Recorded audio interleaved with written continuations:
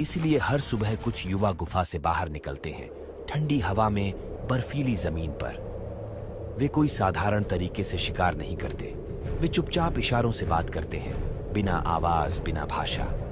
कुछ सदस्य झाड़ियों में छिपते हैं, कुछ बर्फ में बने छोटे गड्ढों में, और कुछ जानवरों को डराकर उधर भगाते हैं जहां बाकी इंतजार कर रहे हैं। फिर एक झटके में बड़े भाले उनकी ओर बढ़ाए जाते हैं। ये रणनीति ही उन्हें जीवित रखती है। शिकार पकड़ लिया जाता है, पर असली बात यह नहीं। असली बात है कि वह कैसे बांटा जाता है। बच्चे, बुजुर्ग, गर्भवती महिलाएं, पहले खाना इन्हें मिलता है। टोली आपस में लड़ती नहीं, बल्कि एक दूसरे को संभालती है। यह सिर्फ समूह नहीं, यह सबसे पुराना मानव समाज है। जब रात में समूह के पास खाली समय होता है, तब गुफा की दीवारों पर वे निशान बनाते हैं, लाल मिट्टी, कोयले और पत्थर से। ये सिर्फ चित्र नहीं, ये उनके दिल की भाषा है। उनके हाथों के निशान यह बताते हैं, हम यहाँ थे और हम साथ थे। हजारों साल बीत चुके हैं। ये समूह अब बर्फ को अपना घर मान चुका है। चौड़े सीने, मजबूत हड्डियां और ठंड से लड़ने वाला शरीर।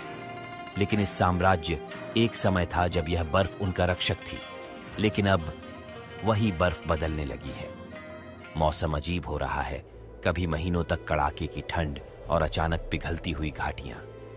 समूह को समझ नहीं आता कि इस बदलती धरती में किस दिशा में जाए। जानवर अब कम हो गए हैं। जिन विशाल शिकारों पर यह समूह निर्भर था, वे दक्षिण की ओर खिसक रहे हैं। हर शिकार में कई जानों का जोखिम, लेकिन सफलता कम। कभी कभी पूरा समूह सिर्फ एक हड्डी के टुकड़े पर दिन गुजार देता है। धीरे धीरे इन बर्फीले जंगलों में दूसरी प्रजातियों के पद चिन्ह मिलने लगे हैं। पतले, तेज, फुर्तीले।